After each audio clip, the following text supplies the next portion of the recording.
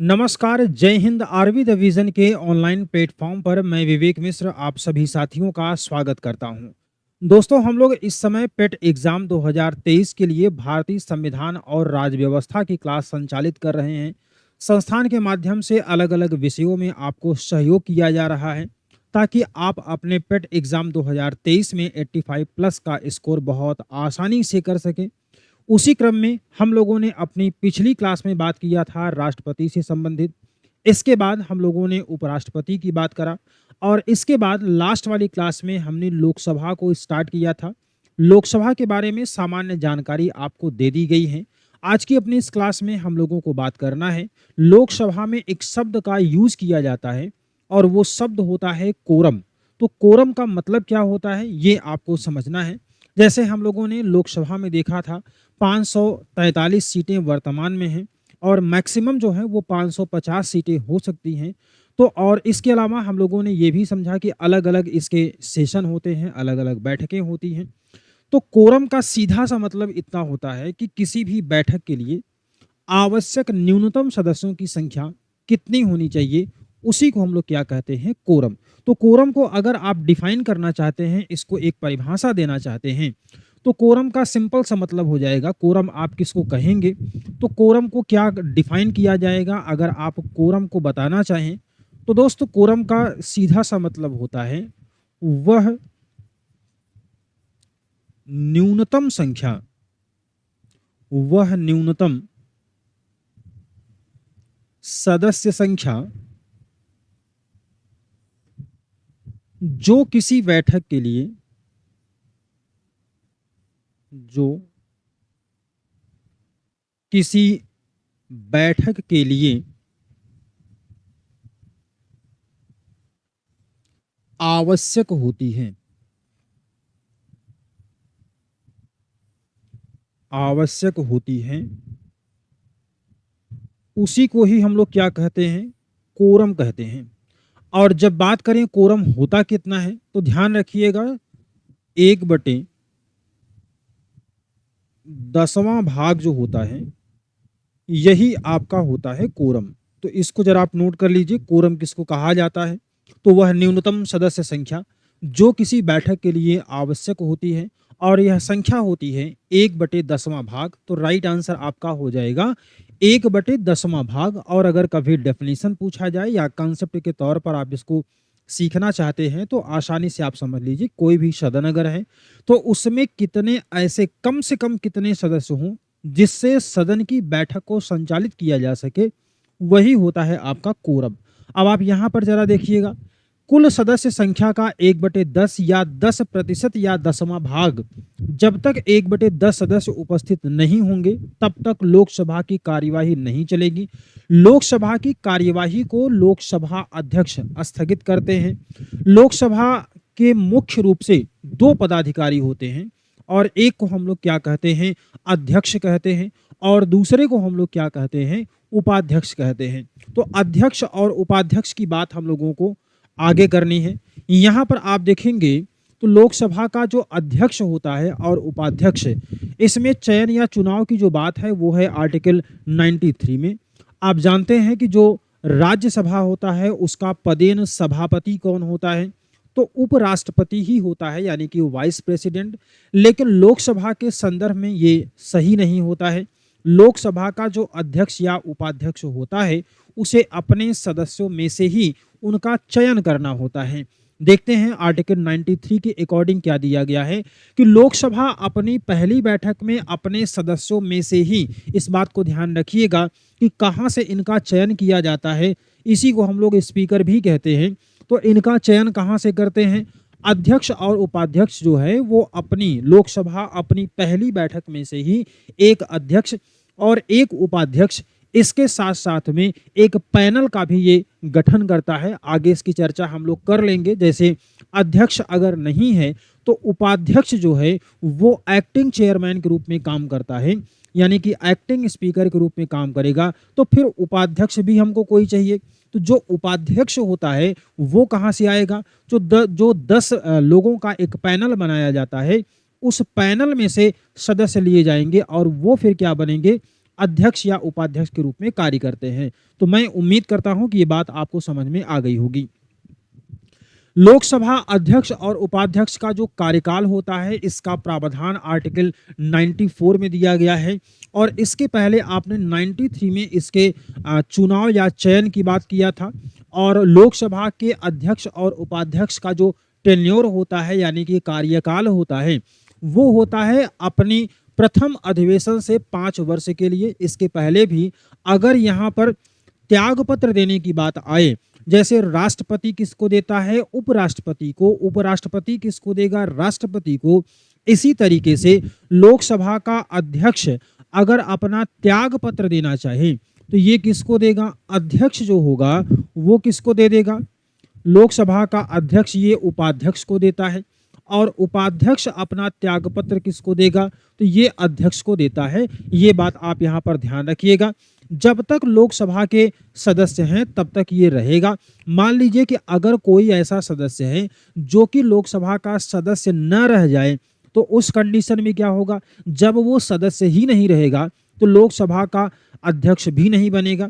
यहाँ पर एक चीज आपको ध्यान में रखिएगा कि अनिवार्य रूप से जब हम लोग बात करते हैं भारत के संदर्भ में, तो भारत का जो निचला सदन होता है अर्थात लोकसभा होता है, उसके अध्यक्ष को उस सदन का सदस्य होना अनिवार्य है। मतलब आप एक पॉइंट यहाँ पर लिख लीजिएगा, क्योंकि सदस्यता जो होती है वो अनिवार्य होती है।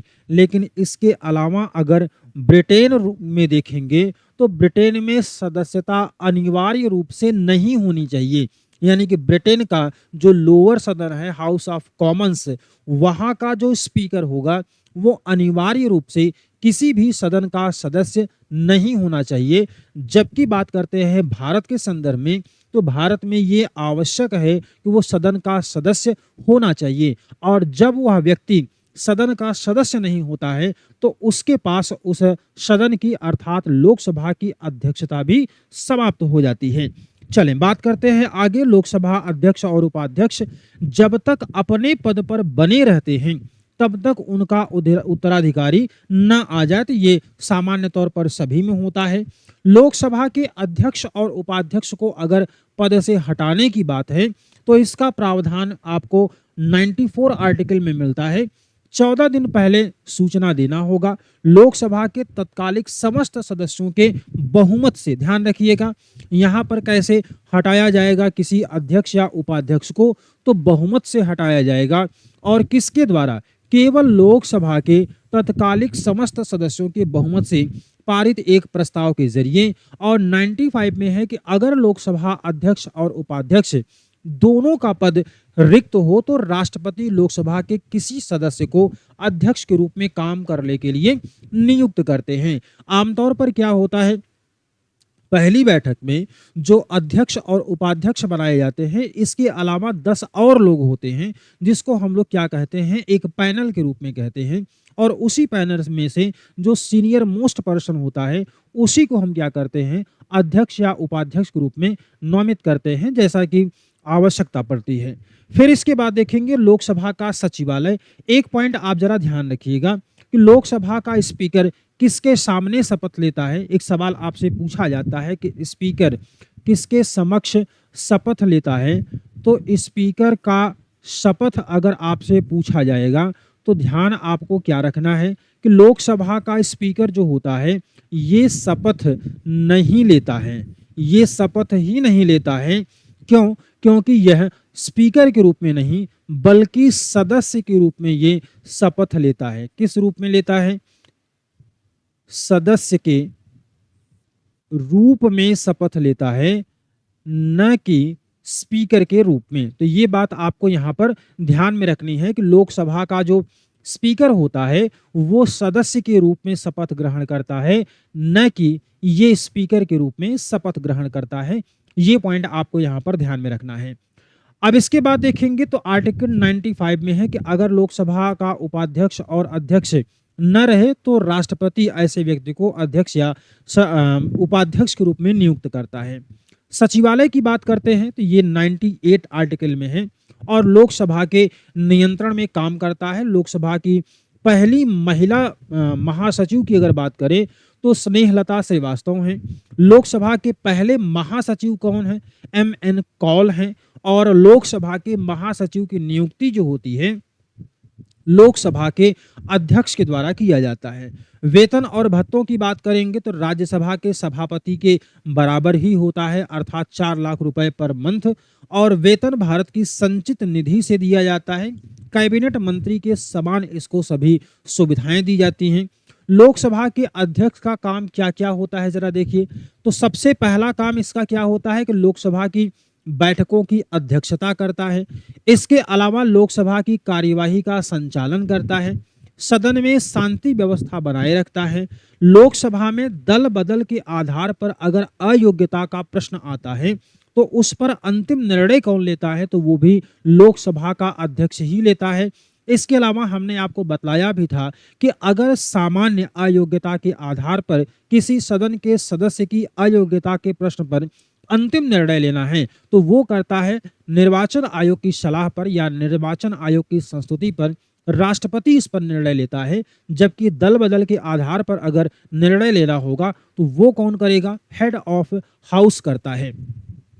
सदन में मतदान करवाने का कार्य भी स्पीकर का ही होता है। और सदन में अव्यवस्था फैलने पर सदन की कार्यवाही को स्थगित करना, मैंने आपको बतलाया था कि सदन को अगर आहूत करना है या अर्थात बुलाना है, सदन की संयुक्त बैठक बुलाना है या सत्रावसान करना है तो ये 3 काम कौन करता है? राष्ट्रपति करता है। जबकि सदन को स्थगित करना यानी कि एडजर्नमेंट करना, कुछ समय के लिए, कुछ दिनों के लिए, कुछ घंटों के लिए या फिर अनिश्चित काल के लिए, तो ये सारा काम कौन करेगा? स्पीकर करता है लोकसभा के संदर्भ में। अब इसके बाद देखेंगे तो यहाँ पर कुछ अन्य महत्वपूर्ण पॉइंट आपको दिए गए हैं, जैसे कि धन विधेयक जो होता है वो धन विधेयक है या नहीं, ये बात कौन करता है? धन विधेयक, कोई भी विधेयक धन विधेयक है या नहीं है, इसका निर्णय कौन करता है? तो लोकसभा का अध्यक्ष ही करता है। और इसके बाद कोई भी सदस्य अध्यक्ष की अनुमति से ही सदन में कुछ बोल सकता है।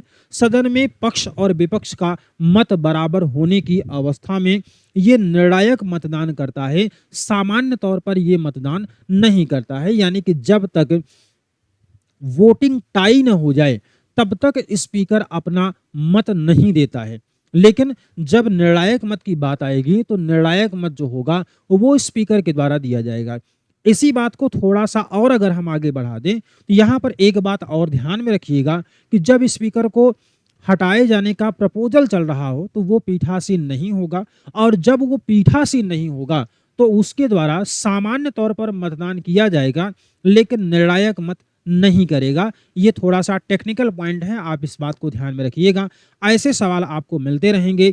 इसके अलावा आर्टिकल 108 है, अनुच्छेद 108 के अंतर्गत जो संयुक्त बैठक का प्रावधान किया गया है उसकी अध्यक्षता भी लोकसभा के स्पीकर के द्वारा किया जाता है। तो मुख्य रूप से जो मोटे मोटे पॉइंट हैं उसे आप ध्यान में रखिए।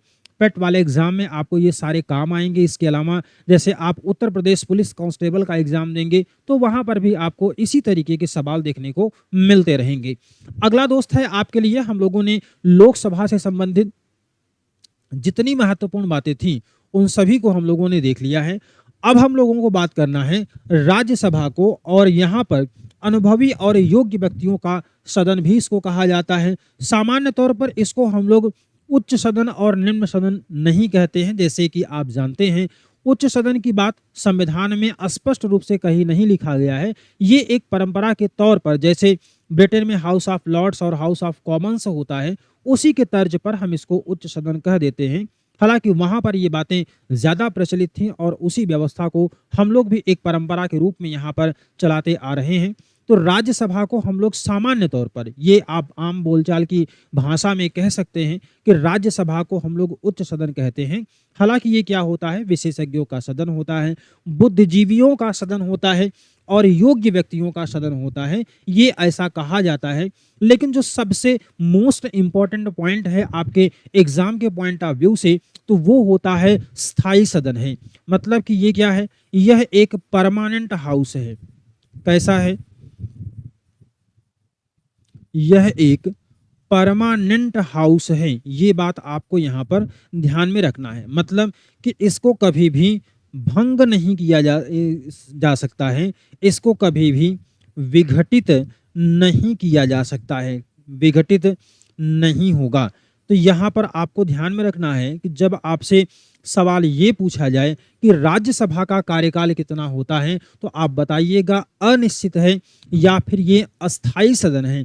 अनिश्चित शब्द भी ज़्यादा एप्रोप्रिएट नहीं होता है, ज़्यादा एप्रोप्रिएट आंसर आपका होता है अस्थाई सदन है। ये आपका ज़्यादा सही और ज़्यादा सुटेबल आंसर होगा। अब इसके बाद देखेंगे तो राज्यों का प्रतिनिधि इसमें आते हैं, राज्य और संघ राज्य क्षेत्रों से आते हैं। अप्रत्यक्ष सदन इसको बोला जाता है, दूसरा सदन भी इसको बोलते हैं। और दूसरी बड़ी बात यह है कि राज्यसभा को पहले राज्य परिषद के नाम से जानते थे, स्टेट काउंसिल के नाम से जानते थे, लेकिन 23 अगस्त 1954 से इसको राज्यसभा के नाम से जाना जाने लगा है। राज्यसभा के गठन की अगर बात करते हैं तो आर्टिकल 80 में इसका प्रावधान है। टोटल नंबर ऑफ मेंबर्स जो हैं वो 250 हो सकते हैं, और इन 250 में से अगर आप देखेंगे तो 234 प्लस 12 और 20 4 राज्यों से 234 सदस्य निर्वाचित होते हैं। केंद्र शासित प्रदेशों से 4 सदस्य निर्वाचित और 12 सदस्य जो हैं वो राष्ट्रपति के द्वारा नॉमिनेट होते हैं। यहाँ पर आप देखेंगे उत्तर प्रदेश में राज्यसभा की कुल संख्या कितनी होती है, तो 31 होती है। अनुच्छेद 80 के तीसरे खंड के अनुसार अगर देखेंगे तो राष्ट्रपति जो है वो राज्यसभा में कुल 12 सदस्यों को मनोनीत करता है, जो कि साहित्य, विज्ञान, कला और समाज सेवा से विशेष संबंध रखते हैं। ये बात आपको यहाँ पर ध्यान में रखनी है। अब इसके बाद देखेंगे, अच्छा यहाँ पर अगर आपको थोड़ा सा कंफ्यूजन हो रहा हो तो इसको आप एक बार क्लियर कर लीजिए। जैसे कि 250 टोटल होते हैं, इस 250 में से 238 सदस्य जो होते हैं वो निर्वाचित होते हैं, और ये निर्वाचित जो हो रहे हैं ये कहाँ से होंगे, तो ये राज्यों से होते हैं। और इसके अलावा जो यूनियन टेरिटरी है 8 आपकी वहाँ से। तो यहाँ पर दिल्ली में कितनी है, तो दिल्ली में होती है आपकी 3 राज्यसभा की सीट, और पुडुचेरी में आपकी होती है 1 राज्यसभा सीट। तो टोटल कितने हो जाते हैं, 4 राज्यसभा की सीट हो जाती है यूनियन टेरिटरी से। अब इसके अलावा 238 सदस्य आपने देख लिया कि ये कहाँ से आते हैं, ये इलेक्टेड होते हैं, और 12 सदस्य जो होते हैं वो नॉमिनेटेड होते हैं बाय द प्रेसिडेंट। ये बात आपको यहाँ पर ध्यान में रखनी है। अब इसके बाद देखिए राज्यसभा के सदस्यों का इलेक्शन कैसे होता है। तो राज्यसभा के सदस्यों का जो इलेक्शन होता है वो ठीक उसी तरीके से होता है जैसे राष्ट्रपति का इलेक्शन किया जाता है। तो यहाँ पर ये बात आपको ध्यान में रखनी है, एकल संक्रमणीय मत प्रणाली के आधार पर होता है, और ये मतदान खुला होगा। पहले क्या होता था कि ये गुप्त मतदान हो रहा था, लेकिन वर्तमान में जो ये इलेक्शन होता है ये खुला मतदान होने लगा है। राज्यसभा के सदस्यों को निर्वाचित कौन करता है, तो विधानसभा के निर्वाचित सदस्य जो होते हैं ये इसमें वोट करते हैं। केंद्र शासित प्रदेशों के प्रतिनिधि ऐसी रीति से, ऐसे तरीके से चुने जाते हैं जो विधि संसद के द्वारा निर्धारित की जाती है। राज्यसभा के सदस्यों का कार्यकाल यहाँ पर आप ध्यान रखिएगा, क्योंकि अगर आपसे ये पूछा जाए कि राज्यसभा का कार्यकाल कितना है तो वहां पर आपको बताना होगा कि यह एक अस्थायी संस्था है। लेकिन जब बात करेंगे राज्यसभा के सदस्यों की, तो राज्यसभा के सदस्यों का जो टेन्योर होता है वो होता है 6 वर्ष के लिए। राज्यसभा के 1/3 सदस्य जो हैं हर एक दूसरे साल क्या होते हैं, वो अवकाश ग्रहण करते हैं। इस तरीके से अब यहाँ पर ध्यान रखिएगा, 2-3 पॉइंट आपको यहाँ पर मिलेगा कि राज्यसभा का सदन अगर बात करेंगे ये कैसा होता है, अस्थाई सदन, मतलब इसको हम डिसॉल्व नहीं कर सकते हैं, भंग या विघटित नहीं होता है। और राज्यसभा के 1/3 सदस्य जो होते हैं प्रत्येक दूसरे वर्ष क्या होते हैं, ये अवकाश प्राप्त करते हैं। इसलिए सदस्य का कार्यकाल कितना होता है, तो ये हो जाता है 6 वर्ष। ये आपको यहाँ पर ध्यान में रखने की जरूरत है। अब इसके बाद बात करते हैं अगर कि राज्यसभा के सदस्यों की योग्यता क्या होनी चाहिए। अगर कोई नागरिक है, चूंकि ये एक पॉलिटिकल राइट होता है, और पॉलिटिकल राइट के लिए हमें आवश्यकता होती है कि देश का नागरिक होना चाहिए। तो देश का अगर कोई नागरिक है, उम्र इसकी 30 वर्ष है, लोकसभा की बात करेंगे तो 25 वर्ष होता है, किसी लाभ के पद पर नहीं होना चाहिए। राज्यसभा का जो इलेक्शन होता है वो किसी भी राज्य से लड़ा जा सकता है। जिस राज्य से चुनाव लड़ा जा रहा है उस राज्य का निवासी होना आवश्यक नहीं होता है। राज्यसभा का चुनाव लड़ने वाले प्रत्याशी का नाम जो है वो विधानसभा के कम से कम 10 सदस्यों के द्वारा प्रस्तावित होना चाहिए। तो ये बहुत सिंपल सी बात है, ये आसानी से हो जाता है। राज्यसभा के सदस्यों के शपथ जो है उसका प्रावधान आर्टिकल 99 में दिया गया है। और शपथ कौन दिलवाता है? तो राष्ट्रपति दिलवाता है। राज्यसभा की कार्यवाही या मानक या कोटा कोरम की बात कर लें तो वहां पर भी कितने होते हैं? 1/10 ही होते हैं। 1/10 सदस्य उपस्थित नहीं है तो सभापति जो है वो राज्यसभा की कार्यवाही को स्थगित कर देगा। और इसके बाद इसमें भी सभापति और उपसभापति 2 होते हैं। राज्यसभा के पदेन सभापति के रूप में जो कार्य करता है वो होता है आपके देश का उपराष्ट्रपति। अब इसके बाद अनुच्छेद 89 के अनुसार देखेंगे तो राज्यसभा अपने सदस्यों में से ही क्या करती है? एक उपसभापति का चुनाव करती है। ध्यान रखिएगा, सभापति का चुनाव वो नहीं करती, क्योंकि जो भी उस समय उपराष्ट्रपति रहेगा वही क्या हो जाएगा? पदेन सभापति हो जाएगा राज्यसभा का। अनुच्छेद 90 में देखेंगे तो उपसभापति का कार्यकाल कितना होता है? 6 साल के लिए होता है। और 90 के अनुसार ही आपको दिया गया है कि 14 दिन पहले लिखित सूचना देकर के राज्यसभा के तत्कालिक जो समस्त सदस्य हैं उनके बहुमत से पारित प्रस्ताव पर राज्यसभा के उपसभापति को पद से हटाया जा सकता है। सभापति को हटाना है अर्थात उपराष्ट्रपति को हटाना है तो उसके लिए अलग प्रक्रिया थी जिसकी चर्चा हम लोग कर चुके हैं। अब देखिए, राज्यसभा के जो सभापति होते हैं अर्थात उपराष्ट्रपति होते हैं उनका काम क्या क्या होता है? तो सदन की कार्यवाही को संचालित करना ये सामान्य सी बात है। राज्यसभा में दल बदल के आधार पर अयोग्यता के प्रश्न पर अंतिम निर्णय लेने का कार्य भी कौन करेगा? सभापति करेगा। सदन में मतदान कराना होता है। सदन में अव्यवस्था फैलने पर सदन की कार्यवाही को स्थगित करना होता है। कोई भी सदस्य अध्यक्ष की अनुमति से ही सदन में कुछ बोल सकता है अर्थात सभापति की अनुमति के बिना कोई भी सदस्य सदन में कुछ भी बोलने का अधिकार नहीं रखता है। सदन में पक्ष विपक्ष का मत बराबर होने की कंडीशन में निर्णायक मत करता है। अगर सभापति को हटाने का प्रस्ताव विचाराधीन है तो अनुच्छेद 96 के अनुसार पहले वो मतदान नहीं करेगा क्योंकि वह राज्यसभा का सदस्य नहीं है और न ही निर्णायक मत करेगा, यानी कि वो सामान्य सदस्य के रूप में सदन की कार्यवाहियों में भाग ले सकता है, बोल सकता है, लेकिन मतदान करने का अधिकार वो नहीं होता है। अब इसके बाद में आप ध्यान रखिएगा, राज्यसभा का सचिवालय जैसे आपने लोकसभा का सचिवालय देखा था उसी तरीके से आपको राज्यसभा का सचिवालय है। तो अनुच्छेद 98 के अंतर्गत इसका प्रावधान है। ये भी एक स्वतंत्र निकाय होता है और राज्यसभा का सचिवालय जो है वो सभापति के नियंत्रण में काम करता है। राज्यसभा के महासचिव की नियुक्ति जो है वो राज्यसभा के सभापति के द्वारा किया जाता है। तो इस तरीके से हम लोगों ने देख लिया है जितने भी प्रावधान थे ये सारे प्रावधान हम लोगों ने पढ़ लिया। किसके बारे में? ये सारे के सारे प्रावधान आपको दिए गए थे राज्यसभा और लोकसभा के बारे में। तो यहाँ तक की बातें हम लोगों ने आज की अपनी इस क्लास में कंप्लीट किया है। अगली पॉइंट में अगली क्लास में हम लोग बात करेंगे जो संसदीय व्यवस्था है हमारे देश में, जो पार्लियामेंट का प्रोसीजर होता है उसकी बात हम लोग करेंगे। अच्छे तरीके से चीज़ों को तैयार करिए, जल्दी ही हम लोग इसको अब कंप्लीट करने वाले हैं।